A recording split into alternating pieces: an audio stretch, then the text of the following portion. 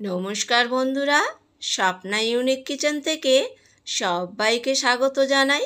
আজকের আমি ছাতুর পুরি বানিয়েছি। তো এটা কিভাবে বানিয়েছি সেটাই দেখাবো। এখানে আমি ছাতু নিয়ে নিয়েছি আর একটা থালাতে ছাতু ঢেলে নিয়েছি।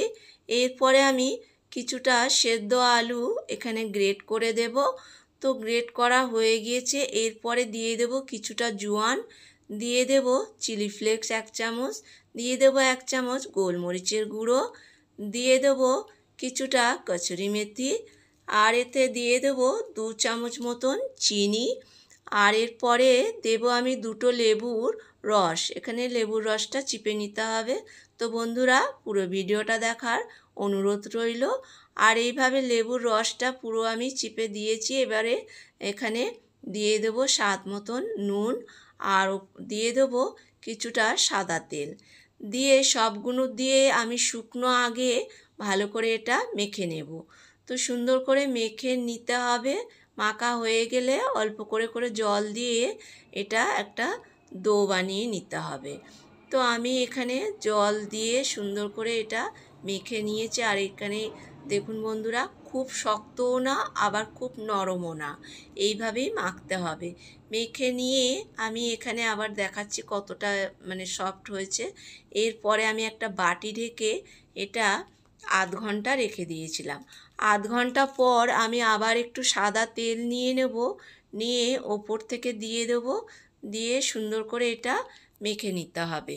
মাখার পরে আমি এরপরে এখানে বড় বড় করে লেচি কেটে নেব।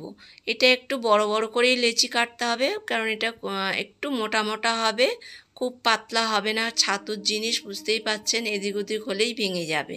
তো আমার লেচিটা হয়ে গেছে। এরপরে আমি বেলনা চাকিতে একটু তেল মাখিয়ে নিয়েছি, নিয়ে আস্তে করে এইভাবে বেলে নিতে হবে। নিয়ে এখানে আমি একটা বাটি দিয়ে দেবো, দিয়ে গোলটা করে নেব, নিয়ে চারধার দিয়ে এইভাবে এগুলো তুলে নিতে হবে। তো এটা ছাতু একদম খুব আস্তে আস্তে তুলতে হবে, এদিক ওদিক হলেই ভেঙে যাবে। তো আমি হাত দিয়ে আস্তে করে তুলেছি, কিন্তু হাত দিয়ে তোলাটা খুব রিস্ক। তো সেই জন্য দেখাচ্ছি কিভাবে আবার সহজভাবে তোলা যাবে। বাটি দিয়ে এরকম গোল করে কেটে নিয়ে একটা খুন্তি নিয়ে এইভাবে বেলনা চাকি থেকে এইভাবে তুলে নিতে পারেন। তো এটা বেশ সুন্দরভাবে উঠে গেছে।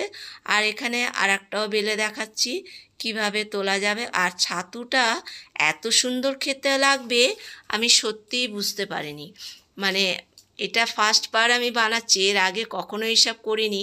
তো যেহেতু এখন ভিডিও বানাচ্ছি বলে নানা রকম সব বানাচ্ছি আর কি। তো এই ছাতুটাই মাথায় এলো যে একবার এইভাবে বানাতে গিয়েও দেখলাম বেলতে গিয়ে ছিঁড়ে যাচ্ছে।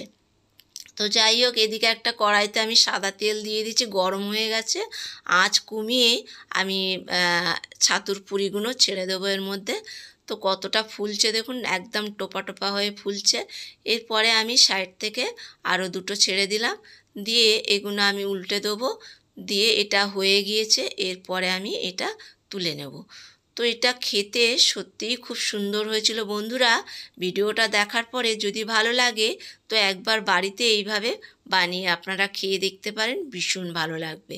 আর এরপরে আমি ওপর থেকে একটু টমেটো সস দিয়ে দিলাম, বাটিতেও নিয়ে নিয়েছি। এটা সত্যি অপূর্ব হয়েছিল। তো বন্ধুরা, ভিডিওটা যদি ভালো লাগে লাইক কমেন্ট শেয়ার করার অনুরোধ রইল।